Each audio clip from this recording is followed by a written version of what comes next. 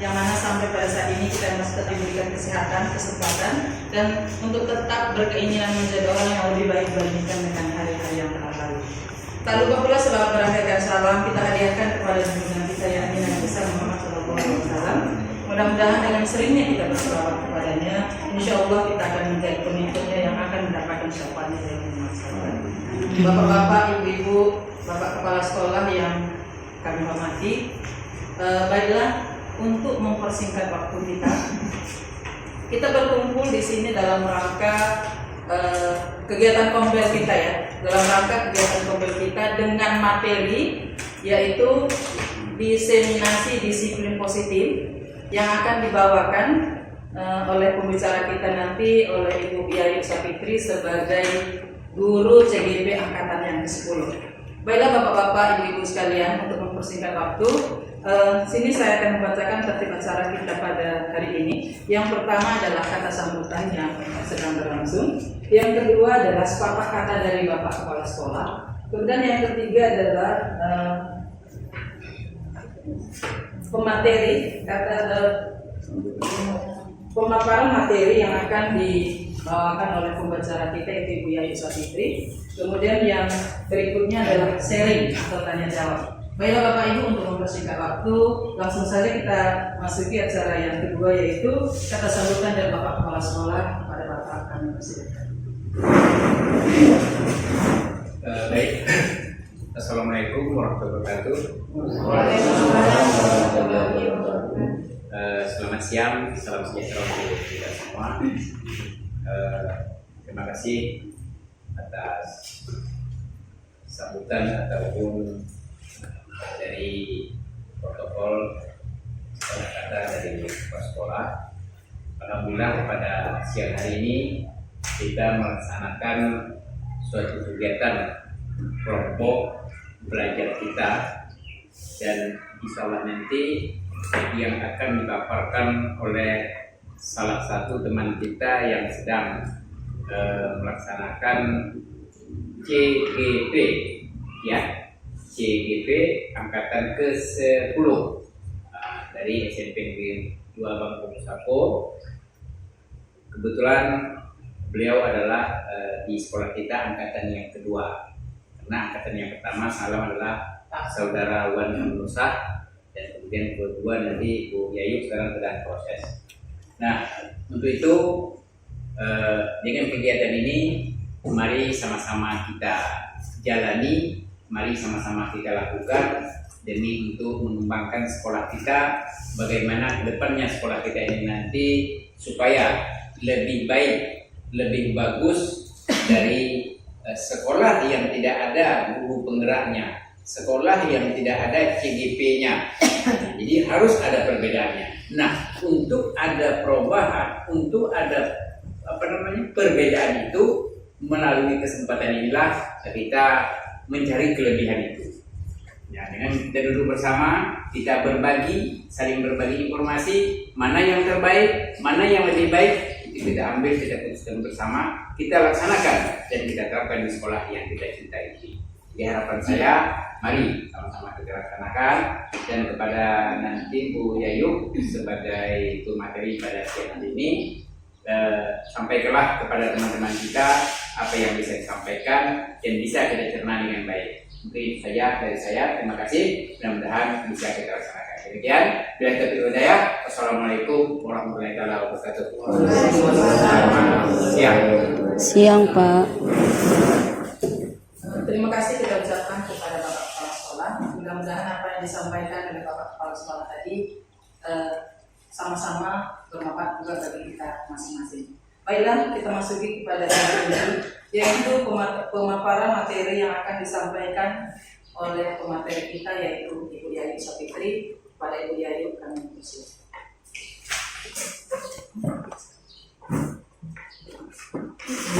Bismillahirrahmanirrahim. Assalamualaikum warahmatullahi wabarakatuh. Waalaikumsalam warahmatullahi wabarakatuh.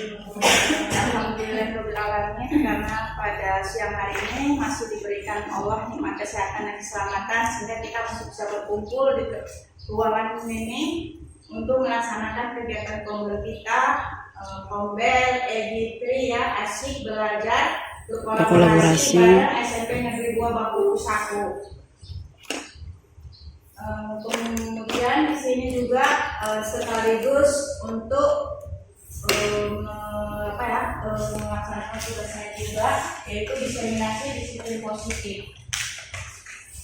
Dan Al-Fatihah, sholawat dan salam kita hadiahkan kepada junjungan kita Nabi besar Muhammad SAW yang berlafazkan Allahumma sholli ala sayyidina Muhammad wa ala ali sayyidina Muhammad. Semoga dengan memperbanyak sholawat kita mendapatkan syafaat beliau yang di masa kelak. Yang saya hormati Bapak Kepala Sekolah SMP Negeri 2 Baku Saku, yang saya sayangi dan yang saya cintai, rekan-rekan guru semua, rekan-rekan guru hebat dari SMP Negeri 2 Baku Saku. Di sini saya mengucapkan terima kasih kepada Bapak Kepala Sekolah, Ibu Moderator, dan rekan sejawat semua yang sudah meringankan langkah, kemudian memberikan waktu, memberikan kesempatan kepada saya untuk bisa memaparkan materi yang dari tugas saya, yaitu diseminasi disiplin positif, di mana saya merupakan HGP Angkatan 10 dari Kabupaten Rokan Hilir dan khususnya dari SMP Negeri 2 Baku Saku.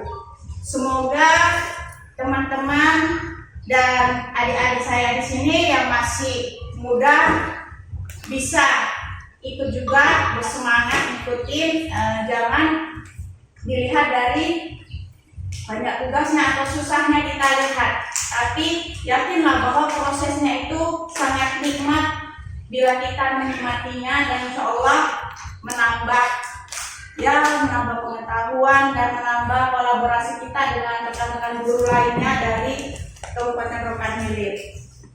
Dan bila ada yang ingin ikut juga untuk di angkatan berikutnya mendaftar, nggak usah segan-segan, misalnya untuk minta pendapat atau apa, saya siap untuk membantu dan mendampingi.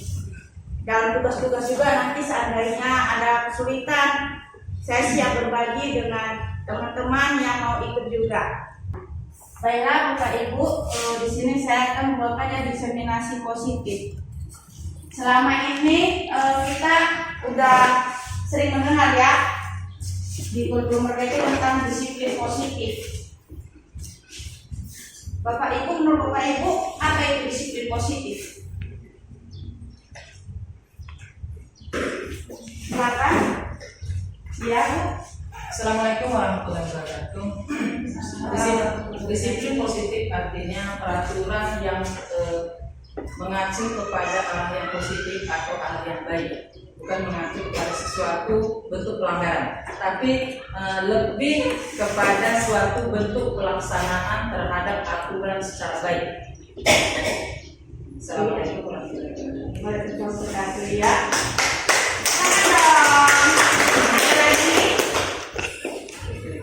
Kita sekarang punya perspektif berbeda-beda ya, tapi tujuannya itu sama. Ada lagi? Gak ada ya? Di sini inilah Bapak konsultan saya selama ini ada dari Rohul, yaitu Pak Tarmedi. Dan ini PT saya yang mungkin Bapak Ibu sering lihat juga, sedangkan ya itu Bu Maliza, dia merupakan guru SD di Penetapan Manggala. Dan di sana saya sendiri. Baik, sebelum kita mulai, kita buat kesepakatan kelas dulu ya Bapak Ibu. Mana yang perlu kita buat kesepakatan kelas hari ini, untuk hari ini aja? Apakah ini disiplin waktu ya? Kayaknya kita semua dulu dan disiplin waktu ya, udah masuk tepat waktu. Kemudian seiring HP, ya di sini saling menghargai. Berarti di sini nanti diskusi kita, di sini kita seperti diskusi ya, kita saling menghargai pendapat orang lain ya. Berarti kita semua punya pendapat, dan kalau bisa kita menghargai, jangan ada sampai atau bahasa awalnya otot-ototan itu ya. Baru fokus. Dan di sini ada surat pendapat, di sini bersuara bisa diminta ya, lebih fokus gitu ya, nggak berisik. Kemudian yang terakhir adalah hal yang sangat menyenangkan. Jadi diskusi ini jangan menegangkan, tapi buatlah kita bahagia dan menyenangkan.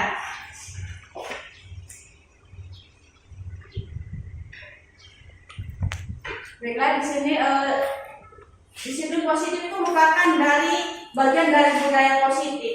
Jadi konsep-konsep inti dari budaya positif itu ada beberapa. Yang pertama di sini tentang perubahan paradigma belajar. Kemudian disiplin positif, kemudian motivasi perilaku manusia, kebutuhan dasar manusia, posisi kontrol guru, keyakinan kelas, dan segitiga restitusi. Ini semua nanti akan kita pelajari ya Bu, akan kita kupas. Jadi sebelum saya kupas untuk materi ini, saya ingin cek fokus. Bisa? Bisa, oke. Kalau saya bilang pagi, sekali tepuk ya Bu. Kalau saya bilang siang, 2 kali tepuk. Kalau saya bilang malam, jangan bertepuk. Oke? Pagi, siang, pagi, siang, malam. Ada yang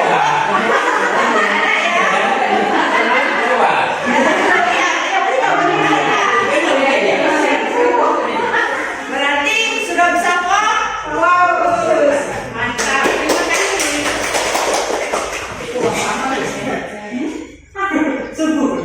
Oke, sekarang kita bahas tentang pembelajaran dengan paradigma baru. Jadi di kurikulum Merdeka ini kita pembelajaran dengan paradigma baru ya, di mana itu merdeka belajar. Kita menciptakan pembelajaran di mana anak-anak kita itu merdeka. Dalam arti kata merdeka bukan suka-suka hati mereka belajar suka-suka hati nggak mau semangat, tapi di mana dalam paradigma belajar ini kita berdiskusi dengan anak ya, bagaimana supaya pembelajaran itu menjadi menyenangkan dan berpihak kepada mereka, kepada siswa. Ya, di sini pembelajaran dengan paradigma baru itu merupakan pembelajaran yang dirancang berdasarkan prinsip pembelajaran berdiferensiasi. Kita sudah sering mendengar pembelajaran berdiferensiasi, sehingga peserta didik itu belajar sesuai kebutuhan belajar berdasarkan psikologi modern untuk mewujudkan yaitu profil pelajar Pancasila. Bapak-bapak ibu semua sudah sering mendengar tentang pembelajaran berdiferensiasi. Sesuaikan dengan kebutuhan peserta didik. Ya, benar. Ada lagi? Banyak ini apaannya ya kan Bu, pengertiannya, kemudian arahnya gitu ya. Ada yang lain? Ya, paradigma lamanya gitu ya. Kemudian ilusi bahwa semua penguatan positif efektif dan bermanfaat. Seperti penguatan positif itu seperti kita ngasih motivasi verbal ya, dari kata-kata yang membuat mereka untuk semangat. Selama ini kita berpikiran bahwa motivasi yang kita berikan itu efektif dan bisa bermanfaat. Tapi itu nggak selamanya ya kan, karena itu merupakan motivasi eksternal ya, motivasi eksternal. Kemudian kita juga berilusi bahwa kritik dapat membuat rasa bersalah atau mampu menguatkan karakter. Misalnya kita mengkritik anak itu misal bersalah, kita selalu menciptakan suasana yang bisa membuat anak itu merasa bersalah dengan pola yang mereka lakukan atau tingkah yang mereka lakukan. Nah, itu kita ternyata merupakan konsepsi dari teori kontrol. Dan yang terakhir, ilusi bahwa orang dewasa berhak memaksa. Ini sebenarnya salah. Kita tidak bisa memaksa orang lain. Kenapa? Ya, sekarang kita gini, maukah kita dikontrol orang lain? Enggak, ya kan? Jadi siapa yang bisa mengontrol kita? Diri sendiri. Iya, diri kita sendiri. Diri kita sendirilah yang mampu mengontrol, bukan orang lain. Dan tidak ada satupun orang yang mau dikontrol oleh orang lain. Ya, bahkan anak kita sendiri itu nggak mau kita kontrol, tapi kita menuntunnya, bukan mengontrol ya, menuntunnya dan memberikan stimulus untuk bisa menumbuhkan motivasi bisa memunculkan motivasi dari dalam dirinya untuk bisa memperbaiki perilakunya. Ini mengubah paradigma stimulus respon ke pendekatan teori kontrol. Di sini stimulus respon dan teori kontrol. Kalau stimulus respon itu realitas atau kebutuhan kita itu sama, tapi menurut teori kontrol realitas atau kebutuhan kita itu berbeda. Ini memang benar ya, setiap manusia itu memiliki kebutuhan yang berbeda. Kemudian semua orang melihat hal yang sama, itu menurut stimulus respon. Tapi dalam teori kontrol setiap orang itu memiliki gambaran berbeda. Iya.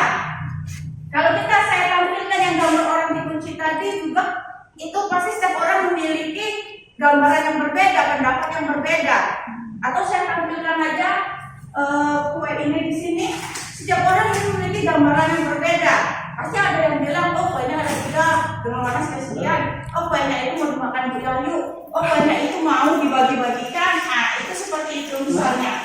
Kemudian kita mencoba mengubah orang agar berpandangan sama dengan kita. Ini di stimulus respon. Tapi di teori kontrol kita berusaha memahami pandangan orang lain tentang dunia. Jadi semua pandangan orang itu tidak bisa kita tuntut untuk sama dengan kita. Ya, setiap orang itu punya pandangan yang berbeda. Kemudian perilaku buruk dilihat sebagai suatu kesalahan pada stimulus respon, dan pada teori kontrol hanya Anda yang bisa mengontrol diri Anda. Nah, ini benar kan? Baru di stimulus, saya bisa mengontrol orang lain. Ini benar? Saya bisa mengontrol orang lain? Tidak. Tidak. Kenapa? Kenapa kita nggak bisa mengontrol orang lain? Karena mengontrol diri sendiri aja susah, Bu. Siapa? Iya, karena orang lain nggak mau dikontrol, Bapak. Karena yang namanya setiap orang punya tingkah laku yang berbeda-beda, jadi kita nggak bisa mengendalikan tingkah laku orang lain. Iya. Lebih cenderung pada tingkah laku, tindakan dari seseorang. Ya, semua benar ya, bahwa tidak ada satu orang yang ingin dikontrol orang lain. Karena apa? Ya kita itu punya karakter yang berbeda dengan orang lain, juga kita punya keinginan yang berbeda dari orang lain, ya kan? Dan juga kita punya kemampuan yang berbeda dengan orang lain. Jadi kemampuan kita itu nggak sama. Walaupun kita bilang, saya nggak pinter, dibuat ini, tapi dia pinter di yang lain, entah menari, atau dia pinter rajin anaknya, atau dia lihat tangan membantu orang lain, itu juga merupakan kekuatan atau potensi yang dimiliki setiap orang. Baru pemaksaan ada pada saat wujudan gagal. Ini kalau di stimulus respon biasanya gitu, kalau kita bujuk gagal, terakhir larinya kemana? Ke maksa, ya kan? Kalau di teori kontrol, kolaborasi dan konsekuensi menciptakan pilihan-pilihan baru. Kita berkolaborasi akan membutuhkan konsekuensi itu pada stimulus respon. Selama ini orang kan berpikiran, sekolah itu masuk begini, wah menang lah, apalah. Kita nggak boleh gitu, karena kita memberikan atau menuntut siswa kita. Jadi kita nggak ada di situ istilah ada nanti lebih ini dia aku kalah enggak, ya kan? Tapi di mana kita bisa berkolaborasi, saling berbagi, kemudian saling melengkapi. Karena kita ini sekian banyak orang memiliki keahlian yang berbeda, memiliki potensi yang berbeda, karakteristik yang berbeda. Di sini ada kekurangan, di sini ada kelebihan. Itulah yang saling melengkapi. Jadi bisa ya bisa mewujudkan suatu cita-cita atau visi-visi sekolah yang kita harapkan selama ini. Ini ilustrasi teori kontrol. Coba Bapak Ibu buat di kertas, dituliskan rahasia yang Ibu pendam atau keinginan yang Ibu pendam. Tolong dibuatkan di kertas. Tapi rahasia ya. Kemudian digenggam.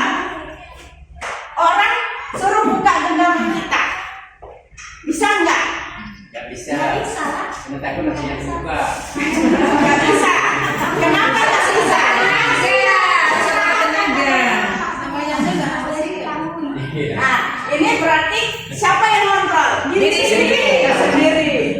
Jadi cemana bisa supaya orang itu tadi membukanya?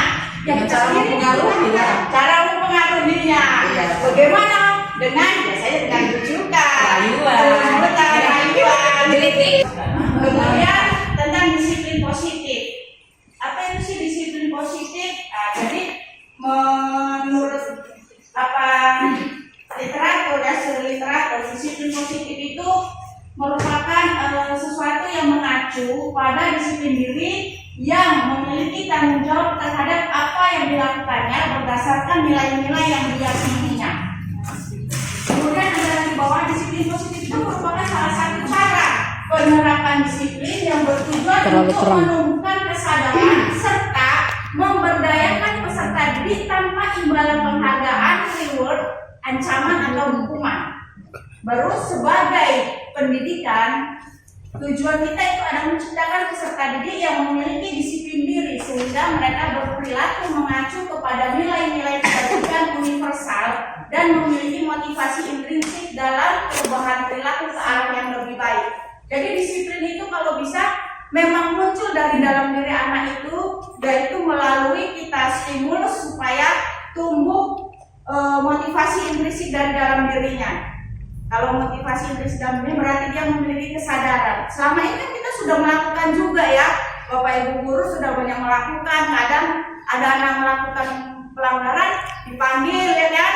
Saya sudah melihat semua guru-guru wali kelas, bahkan guru mata pelajaran yang anak-anak bermasalah nanti dipanggil duduk di kursi, pelan-pelan ditanyai kenapa nak, begini. Nah, itu upaya-upaya kita untuk menciptakan atau mewujudkan disiplin positif yang ada pada diri anak. Dan disiplin positif ini kalau bisa tanpa ada reward. Karena apa gitu? Biasanya anak kalau dikasih reward itu semakin semangat ya Bu. Iya, semangat ya. Nanti giliran guru lain yang datang. Misalnya saya awal kelas 94. Kalau saya datang sampai wajib, saya kasih bintang kamu, bintang 1, bintang 2, bintang 3. Nanti giliran misalnya saya nggak datang, saya minta gantikan oleh Bu Mita. Bu Mita tolong gantikan bintang saya ya Bu. Iya Bu. Tidak sama Bu Mita, karena nggak ada bintang-bintang tadi. Tapi saya anak, karena kan nggak gurunya juga anak-anak itu. Gue bising, ekor, ya kan? Karena apa? Berarti dia hanya mendapatkan reward. Dia mau disiplin, mau bagus karena ada Rewardnya. Ada rewardnya. Kalau nggak ada dia nggak lagi. Jadi nggak efektif. Kurang efektif. Nah, bolehkah guru memaksa siswa? Bolehkah guru memaksa siswa? Tidak boleh. Boleh, kenapa Pak? Karena sekolah ada aturan. Jadi kalau aturan dilanggar, aturan itu guru pemaksaan juga menurut saya lah ya. Aturan berupa pemaksaan. Ada yang lain? Kadang-kala pembiasaan yang baik itu berawal dari paksaan. Dari pantangan. Iya. Pembiasaan yang baik. Pembiasaan yang baik. Kemudian ada lagi? Begini, sebenarnya dari awal dibuka tadi saya sudah mau menanyakan ke sana, tapi langsung pindah. Mungkin saya bukan satu lagi menunggu kapan giliran, kan giliran lagi terus lagi. Itu dia. Yang di bawah itu apa namanya itu bacaan di sana Pak? Kalau Ilusi bahwa orang dewasa berhak memaksa. Bahwa orang dewasa berhak memaksa. Kalau ini sebenarnya saya sepakat. Kenapa saya sepakat dengan itu? Berarti bertentangan dengan hendak sekarang. Karena kita memakai teori kontrol, ya kan? Kenapa saya sepakat dengan itu? Kalau atau apabila kita tinjau dan kejadian-kejadian yang terjadi di suatu sekolah, siswa itu kalau kita hanya berikan kesadaran, hanya kita berikan arahan tanpa ada paksaan ataupun sanksi yang kita berikan kepada mereka, ini mungkin saja proses itu bisa, tetapi menggunakan sangat lama sekali.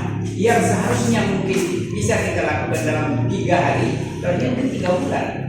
Nah, apabila kita terapkan dengan teori kontrol ini, dengan tidak menggunakan paksa, menggunakan kesadaran, apakah kita tidak tertinggal dengan pelajaran yang lain? Iya, Pak. Maksudnya begini, Sekarang kita memaksa anak itu supaya hadir setiap pagi jam 7.30 kita sudah masuk. Ya kan? Sudah masuk. Dengan tidaknya kita paksa, ya dari jam 8 kita dengar anak-anak besok kita tidak boleh gini karena kita rugi, pelajaran kita tinggal dan segala macam kita sampaikan kepada anak itu. Tapi kalau anak sekarang saya rasa tidak nyambung. Harus kita mulai sama. Nah, kita berikan kesadaran ini kepada anak ini dengan menggunakan waktu yang lama, 3 bulan atau 4 bulan. Kan begitu kan? Nah, kapan tak bisa tercapainya ini? Itu baru satu jenis itu. Belum lagi yang lain-lainnya. Itu maksud saya. Jadi saya masih sepakat dengan itu. Nah, apakah cara kita dengan teori kontrol ini yang bisa hampir sama hasilnya dengan teori paksa itu? Oke, terima kasih. Ya. Memang selama ini kita pakai memaksa itu, orang dewasa itu bisa memaksa anak gitu kan, karena memang setiap anak itu mengikat yang berbeda. Ada yang dengan kelembutan dia udah cepat langsung tanggap. Memang ada anak yang mungkin dianya agak lama atau agak keras, dia baru kita spreng, dia baru takut. Karena apa ini bisa terjadi? Karena nanti kita bahas di situ kebutuhan dasar manusia.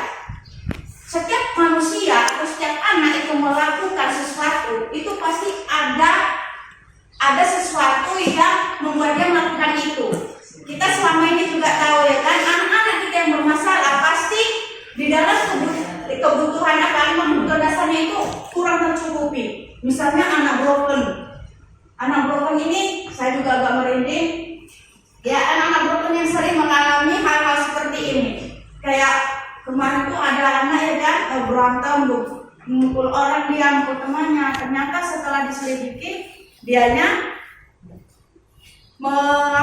kebutuhan dasarnya itu kurang tercukupi. Dia anak broken, kemudian dia disudutkan selalu oleh orang tuanya. Jadi setiap anak-anak yang melakukan pelanggaran pasti itu ada hal-hal yang itulah kita sebagai guru perlunya kita melakukan nanti dari kontrol, yaitu manajer atau pemantau, kemudian juga kita lakukan segitiga restitusi untuk mengetahui atau memvalidasi kebutuhan dasar apa yang menyebabkan yang atau tidak dimiliki atau yang belum terpenuhi pada dirinya. Kemudian cara solusinya apa?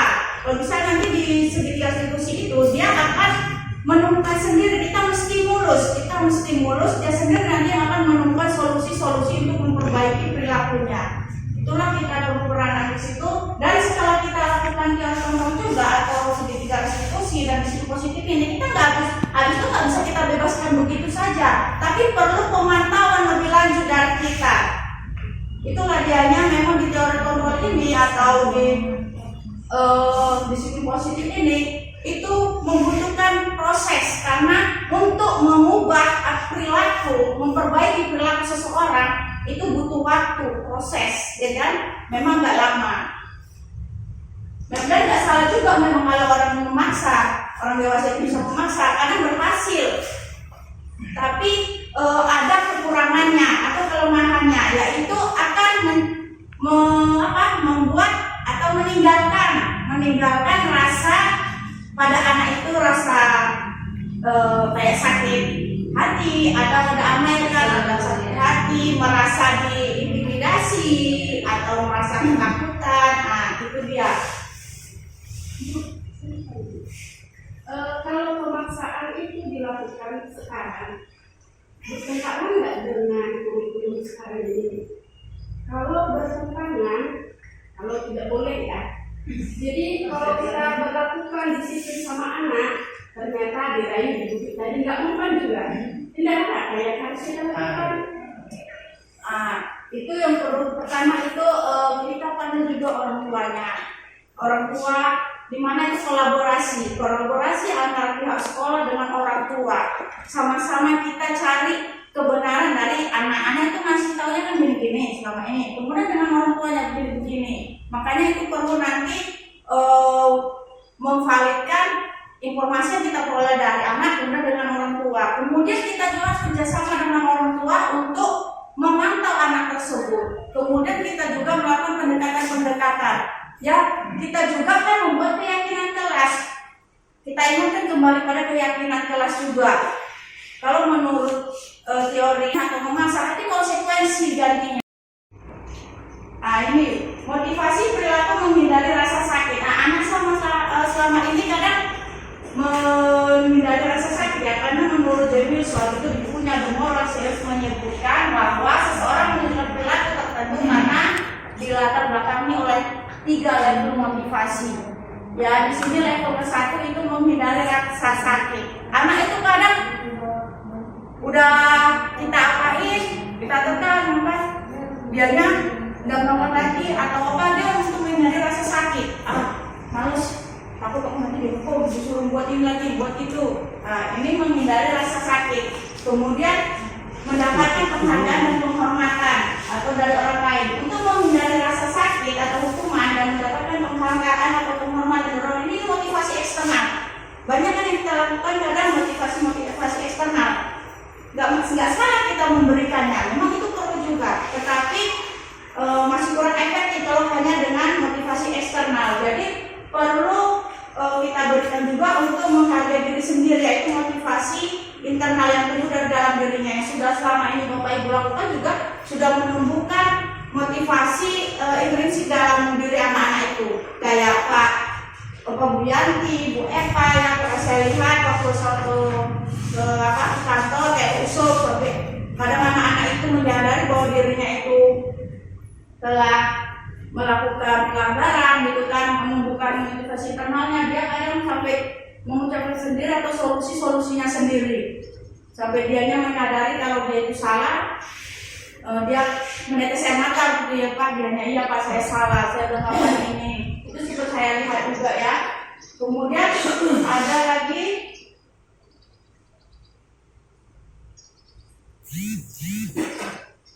menghindari rasa sakit ya. Kemudian untuk level 2-3-nya ini ada lagi ya, dianya selain menghindari rasa sakit, kemudian dia juga supaya mendapatkan penghargaan dari orang lain atau pujian.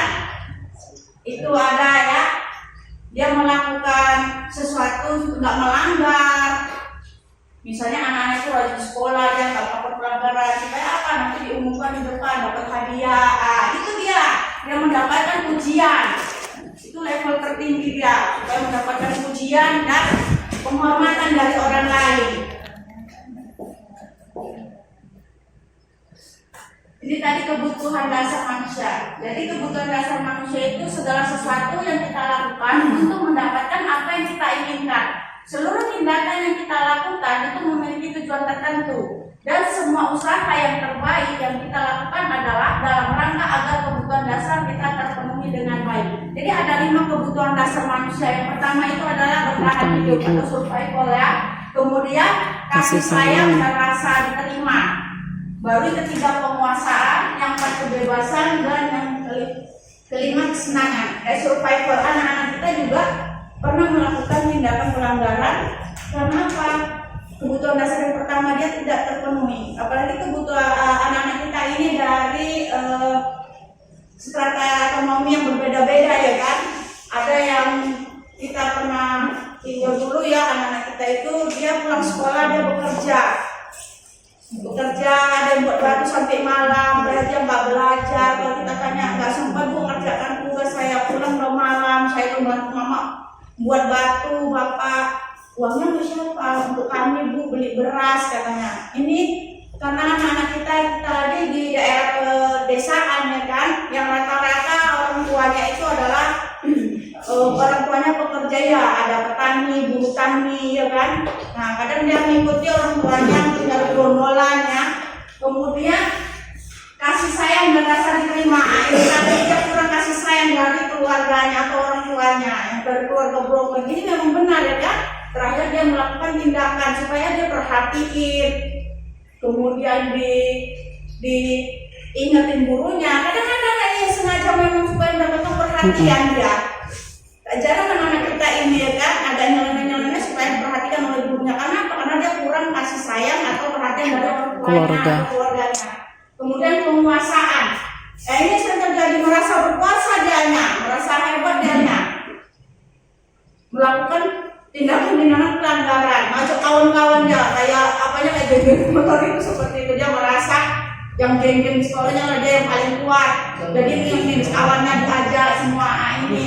Kemudian kebebasan, selama ini dia kebebasannya mungkin terhukum atau di rumah mau main nggak bisa, mau apa nggak bisa. Jadi mau di sekolah ini dia bebaskan, merasa bebas gitu kadang tuh. Kemudian kesenangan, ada cuma iseng-iseng untuk kesenangan.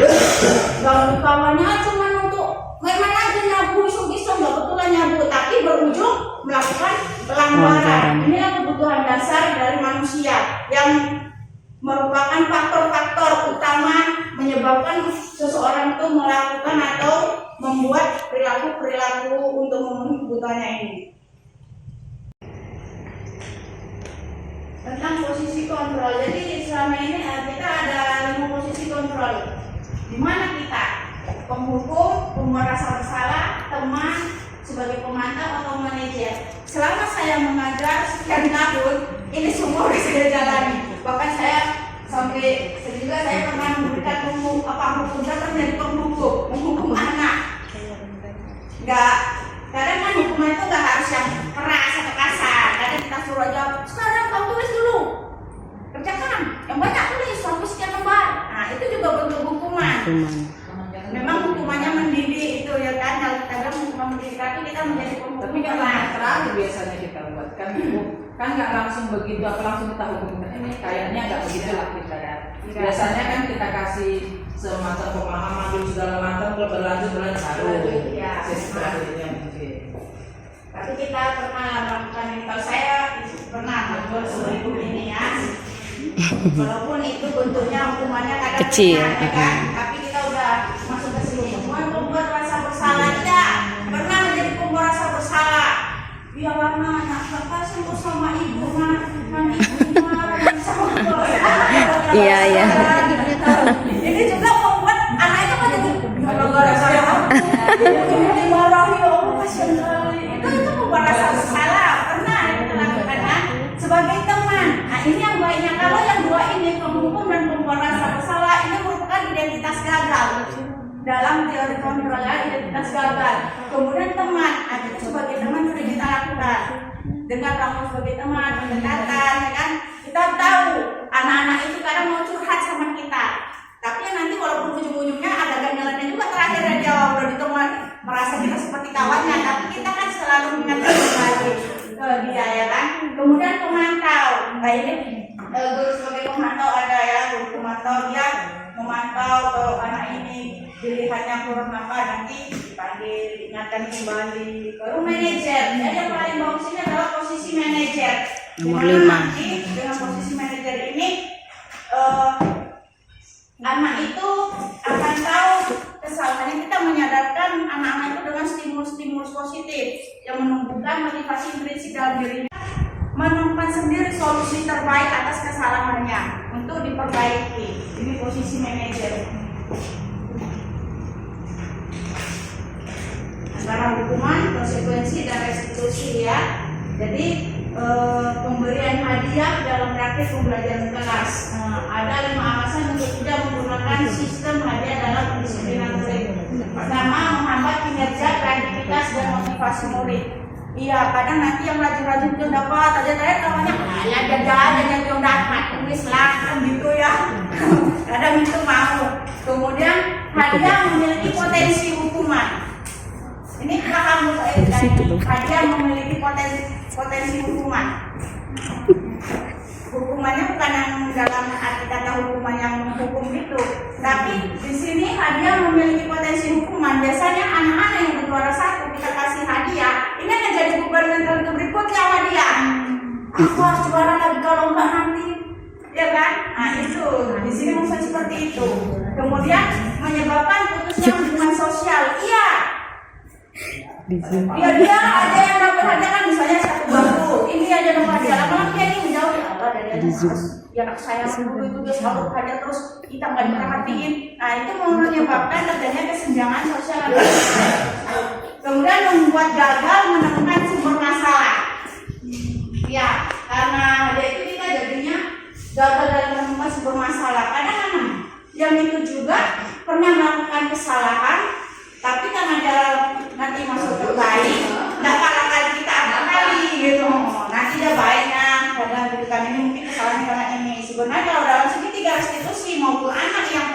yang baik, anak yang bandel, maka itu tetap kita lakukan langkah-langkahnya. Kemudian kehilangan motivasi intrinsik jangka panjang. Iya, karena dengan hadiah terus motivasi dalam dirinya Dari luar, oh ya. sampai lama terakhir karena kebiasaan dari pemberian hadiah itu dia akan terus berkata melayani dan sombong itu tadi. Jadi motivasi intrinsik dalam dirinya itu nggak akan muncul dari dirinya karena selama ini terlalu terlena, dia udah dapat hal-hal yang baik gitu kan. Itu yang menurut Alkitab, teori Alkitab. Paket yang masih bisa diapakan dia dijadikan satu. Langkah-langkahnya ya membuka ruang diskusi, kemudian mencatat semua pendapat tadi dan merumuskan keyakinan, tinjau ulang, membuat pernyataan keyakinan tadi, tanda tangan dan pasang di dinding kelas. Supaya apa? Supaya anak-anak itu tetap bisa membaca dan melihat keyakinan kelas yang sudah dibuat oleh mereka bersama-sama dan mudah diingat. Demikian mungkin ada saran atau umpan balik dari rekan-rekan guru semua.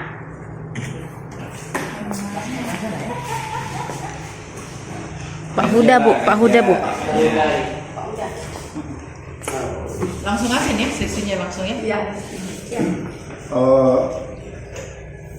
Masalah yang terakhir ini tadi, masalah kesepakatan ini, kesepakatan kelas untuk menumbuhkan sebuah keyakinan kelas gitu ya.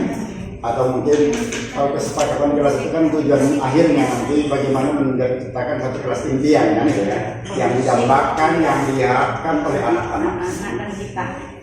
Jadi lupa pertanyaannya. Kita mau bicara. Terkait dengan masalah keyakinan kita kesepakatan kelas, ini yang mungkin kita semua tahu bahwasanya kesepakatan kelas itu kan dilakukan oleh guru itu sendiri, juga dibuat oleh guru bersama siswanya. Ada kesepakatan, artinya maksudnya seperti itu, dibuat guru. Guru yang mana itu semua mapel. Nanti dalam membuat kesepakatan kelas, kalau 11 guru mapel membuat maksudnya kalau dipampangkan di kelas kan banyak jadinya antara mapel bahasa Indonesia dengan kesempatan bahasa Inggris dengan PJOK kan berbeda-beda. Nah, bagaimana dalam membuat kesepakatan kelas yang mungkin kondusif mengacu kepada budaya positif itu sendiri juga. Satu untuk semua gitulah. Ada kesepakatan di antara 11 guru mapel juga kan gitu. Satu untuk semua SDP. Jadi universal berlaku dalam seluruh mapel. Apakah itu perlu lagi pertanyaannya? Sebenarnya keyakinan kelas dengan kesepakatan kelas itu agak berbeda. Di mana keyakinan itu muncul dari kesepakatan kelas, kegiatan kesepakatan kelas. Kesepakatan kelas Beda. Keyakinan kelas beda. Keyakinan kelas itulah keyakinan yang harus diapai di kelas itu dibuat itu untuk semua. Kemudian kesepakatan kelas itu untuk guru yang mengajar. Nah, kayak tadi saya buat kesepakatan kelas dari pembelajaran kita, kesepakatan kelas kita buat gini.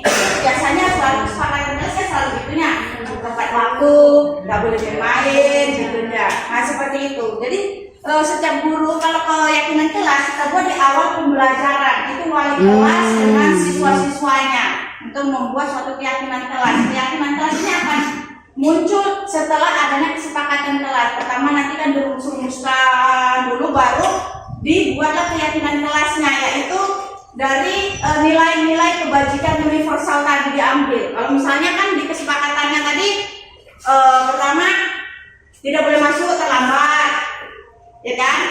Terus tidak boleh lambat mengumpulkan tugas. Nah, itu kan kalimat-kalimat negatif. Kemudian dipositifkan. Setelah dipositifkan dijadikan keyakinan kelas, yaitu berdasarkan nilai-nilai kebajikan universal. Jadi kalau yang misalnya tidak boleh terlambat, jangan buat bising, jangan mengganggu orang lain. Nah, ini kita bikin keyakinannya apa? Berarti misalnya di keyakinan kelasnya bahwa misalnya seperti ini. Setiap warga kelas di 71 berhak belajar dengan aman, nyaman, dan kondusif. Nah, itu keyakinan kelasnya. Makanya keyakinan kelas itu nggak boleh banyak, kalau bisa entah 3, 4, supaya apa? Supaya diingat. Baru nanti Dibuat lagi kalau kita ke setiap rumah masing-masing kesepakatan kelas, ya itu sekali aja nggak boleh, jangan masuk bolak-balik kesepakatan terus gitu. Karena anak sekalian yang udah tahu nanti terakhir nggak belajar cuma ngurusin kesepakatan aja. Dibuat aja kesepakatan kita anak-anak. Ini biasanya di awal masuknya. Misalnya saya masuk IPA kan, anak-anak kan sudah bentuk keyakinan kelas. Sudah Bu, ini oke, ini keyakinan kelas. Nanti kita buat kesepakatan dalam belajar lagi ya. Dalam kesepakatan belajar ini juga nggak merupakan unsur yang termasuk di dalam keyakinan kelas ini tadi. Jadi ini Berkesinambungan. Setelah aku cerna-cerna apa yang dikata Pak Usuk sama yang Ibu sampaikan, aku jadi lebih bingung gitu. Tadi kan keyakinan kelas itu berawal dari kesepakatan kelas. Dari kesepakatan kelas. Tadi kayaknya ada ditanya Pak Usuk gitu. Berarti keyakinan kelas itu apakah wali kelas yang membuat? Iya. Kemudian keyakinan kelas itu apakah wali kelas yang membuat? Dan kesepakatan kelas dibuat oleh guru mapel? Boleh dengan semua guru. Oke, boleh. Berarti kalau tadi di awal kita bilang tadi keyakinan kelas itu berasal dari kesepakatan kelas, berarti setelah masuk dulu semua guru mapel telah mempunyai kesepakatan, baru itu dirangkai menjadi suatu keyakinan kelas. Berarti keyakinan kelas itulah yang ditempelkan oleh wali kelasnya di Kelasnya. di dinding. Berarti setelah kesimpulan kesepakatan kelas 11 mapel inilah. Iya. Menjadi nilai kebajikan universal tadi lah dia bentuk keyakinan tadi. Tapi Bu nanti kusap Sama lagi jadinya. Mengenai. Ketika nanti menjadi sebuah keyakinan kelas, apa nanti nggak jadi bumerang untuk kita sebagai individu, sebagai guru? Mana tahu ini di dalam keyakinan kelas kita itu, ketika kita membentuk kesepakatan, misalnya di bahasa Indonesia, ternyata di keyakinannya itu waktu membuat kesepakatan itu tidak muncul kesepakatan kami sebagai guru bahasa Indonesia dengan siswa, tapi kok di keyakinan muncul ketika kita membuat nanti sebuah apa namanya, kalau kesepakatan kan ujungnya bukan hukuman saja, apa namanya Bu? Keyakinan tadi. Enggak, ibaratnya kayak sanksi yang akan konsekuensinya kan gitu kan. Ketika kita akan membuat sebuah konsekuensi, ini mungkin juga bumerang untuk kita dan lebih untuk siswa akan bisa menyangkal kita belum ada kesepakatan Pak. Ya begini Bu, saya bantu. Mendapatkan suatu keyakinan adalah dari kesepakatan. Kesepakatan dibuat oleh masing-masing guru mapel dan keyakinan adalah dibuat oleh wali kelas. Wali kelas. Nah, itu benar. Kenapa saya bilang benar? Contoh. Nah, itu benar. Kenapa saya bilang benar? Contoh. Kesepakatan Pak Usuk. Pak Usuk juga membuat kesepakatan ini, kita masuk di sini setelah berbaris, tidak boleh satu orang pun lagi ada di dalam, harus masuk setelah saya masuk. Saya rasa kesepakatan ini semua guru sepakat. Apabila ini sepakat, maka menjadilah dia suatu Keyakinan. Nah, ada lagi, kalau kita keluar, permisi, tidak boleh lebih daripada 2 orang. Sebelum 2 orang itu kembali, tidak dibenarkan walaupun dia terberak di dalam itu, tahankan, tunggu yang 2 orang itu datang, baru boleh keluar. Saya rasa ini juga boleh disepakati. Nah, apabila misalnya ada kesepakatan dari guru yang masuk kepada kelas tersebut tidak bisa mencakup, maka itu tidak bisa dimasukkan ke dalam keyakinan kelas. Ya kan? Tapi masih termasuk kesepakatan. Nah, contoh, sepakat ya, kalau nanti ada yang melanggar aturan sekolah atau melanggar aturan kesepakatan kita, ya kan? Kan seindahnya punya kesepakatan macam itu ya kan? Nah, kesepakatan yang macam ini itu tidak cocok. Maka inilah tidak boleh kita masukkan ke dalam Keyakinan kelas. Makanya disinilah kebijakan masing-masing wali kelas untuk membuat kesepakatan keyakinan kita dari hasil kesepakatan. Tidak semuanya harus masuk, tidak. Itu saja. Terima kasih. Ya Pak. Tangan dulu. Ya, yang positif, kalau yang positif itu semua guru pasti dengan positif kan. Kalau yang nggak positif ya kita masukkan kan kayak gitu. Nanti keluar juga Pak. Habis waktu anak juga nggak boleh gitu juga ya kita, karena tanggung jawab kita berarti kita meninggalkan tanggung jawab apapun kondisi ya kita jalani pelan-pelan. Kemudian ya pentingnya kita berkolaborasi di sini Bapak Ibu. Makanya dalam setiap kegiatan yang apa ada di sekolah itulah pentingnya berkolaborasi. Untuk apa?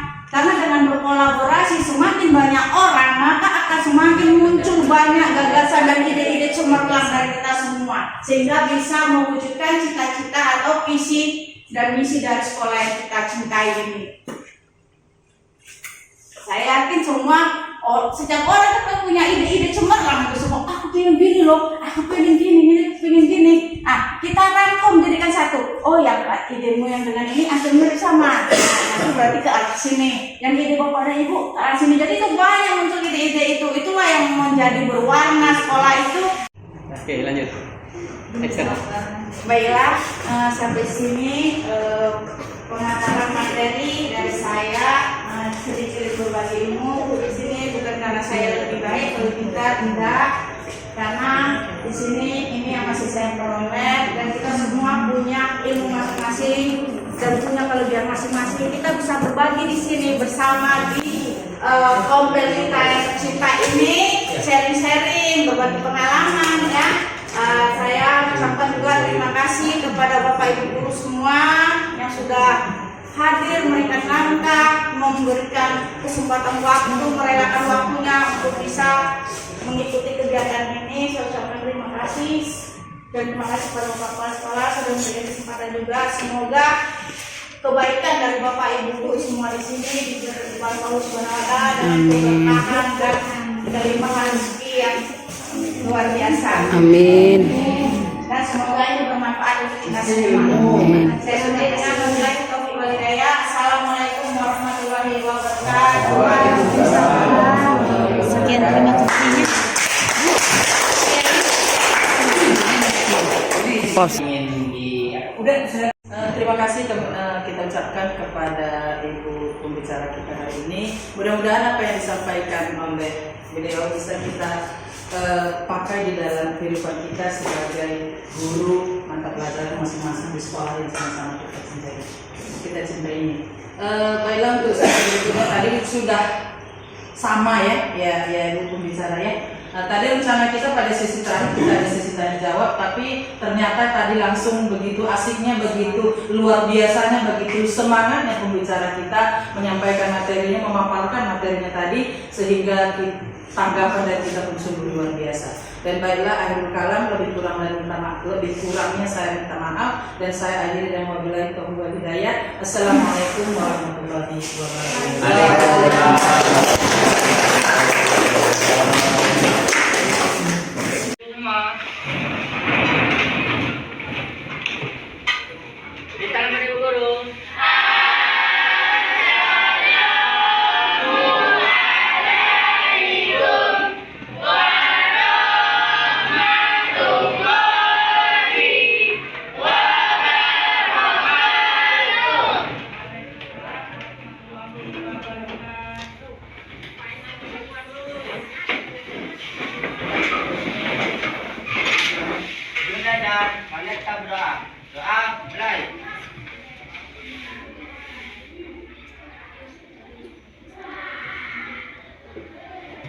Selesai.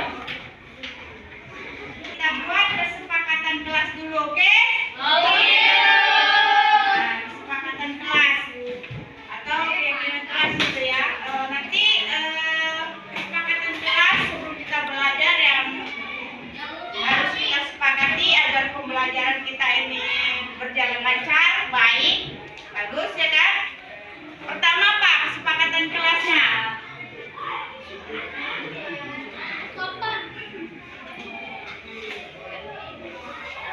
7, 1.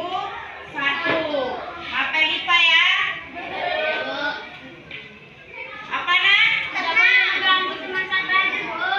Nggak boleh ganggu teman saat belajar. Yang pertama apa dulu? Fokus. Masuk.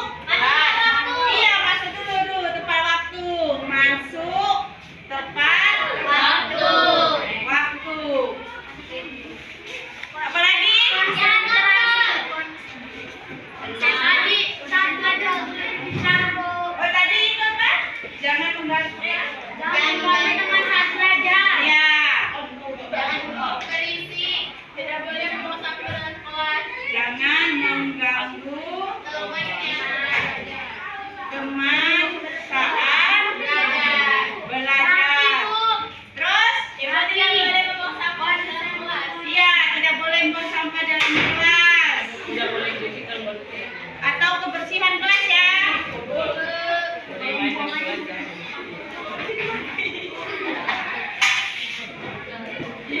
Berarti kelas harus bersih ya. Apa lagi?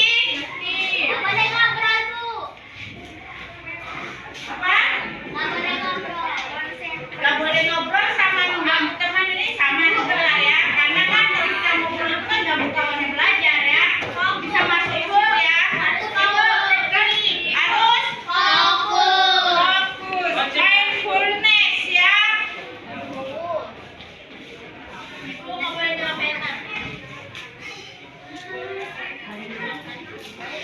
Dari mana? Belakang.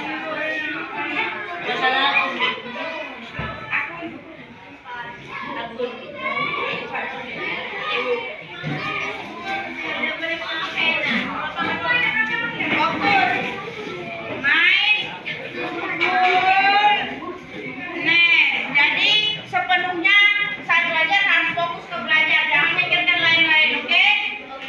Apalagi? Tidak boleh mengambil barang orang lain tanpa izin ya.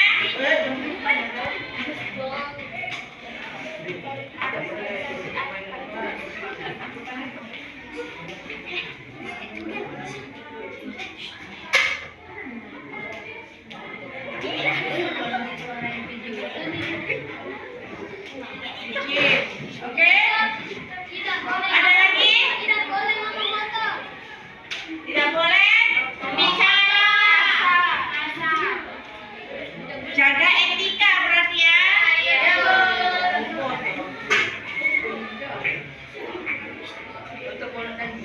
Udah? Bu. Ada lagi? Coba Mirna bacakan yang kuat. Kesepakatan kelas 71 mata pelajaran IPA. Yang pertama, buku. Yang kedua, jangan membuku teman saat belajar. Yang ketiga, tidak boleh buang sampah di dalam kelas. Yang keempat, harus fokus atau mindfulness. Yang keenam, tidak boleh mengambil barang orang lain tanpa izin. Yang ketujuh, jaga etika. Paham? Nah, ini proses keyakinan kelas semua sudah kita sepakati ya kan? Sekarang kita buat kesepakatan kelas atau keyakinan kelas ini dalam karton. Nanti kita tempelkan di dinding ya. Nah, ini gunting itu, tuh kasih guntingnya. Gunting. Mana ada dua tadi gunting? Ini lagi. Nah, itu gunting. Satu lagi nih, kasih. Udah gunting aja jadi dua dulu. Guntingnya dulu. Yang guntingnya sebentar, teman-teman. Jadi nih, Bu. Nah, biar rapi lah ujungnya. Sini. Nah.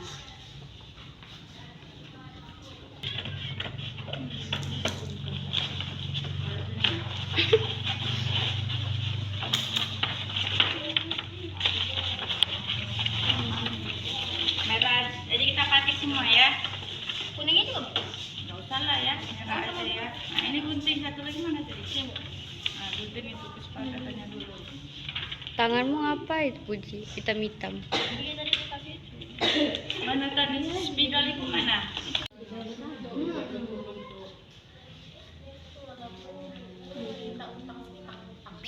Kalau itu nggak apa-apa, yang itu ini kan untuk Saya Nah, ya bilang ibu kok aku pula kalian mau nama aku. Ya di dalam. jangan jauh ujung mainnya.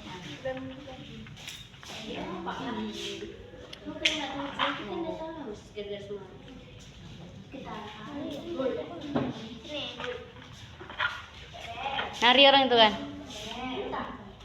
Jangan nari orang itu. Orang itu kan nggak nari kan? Siapa?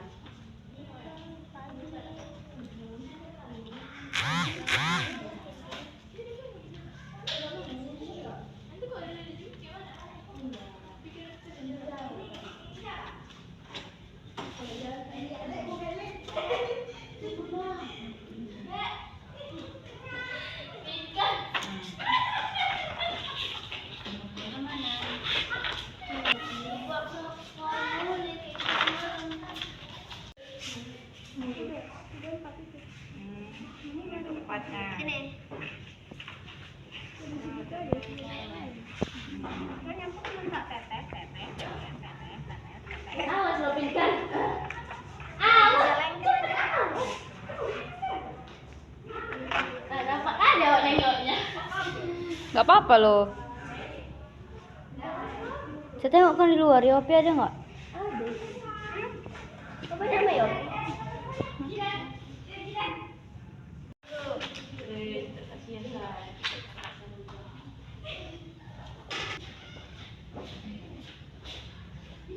Ambilkan dulu tempat sepeda lo, ibu naik. Oke, udah selesai. Tempel sini, sini. Tempel sini ya. Ya Bu. Oke, sini tempel. Gimana ya? Ibu jangan tempel. Oke, kita tempel sini. Agak naik enggak? Biar nampak. Oke. Bawahnya. Terus ke bawah. Jangan pakai dari ini. Banyak lagi tutup bunganya. Gini sayang. Tambah lagi. Dah ya. Oke, udah jadi. Coba bacakan. Ini. Kesepakatan kelas 71 SMP Negeri 2 Bangko Pusako. 1. Masuk kelas tepat waktu. 2. Seluruh warga kelas 71 berhak belajar dengan aman dan nyaman. 3. Membuang sampah pada tempatnya. 4. Belajar dengan fokus full mindedness. Nah, jadi ini kesepakatan kelas atau keyakinan kelas. Jadi harus dipatuhi ya. Udah selesai tugas kita buat keyakinan kelas ya. Ya, Bu. Oke.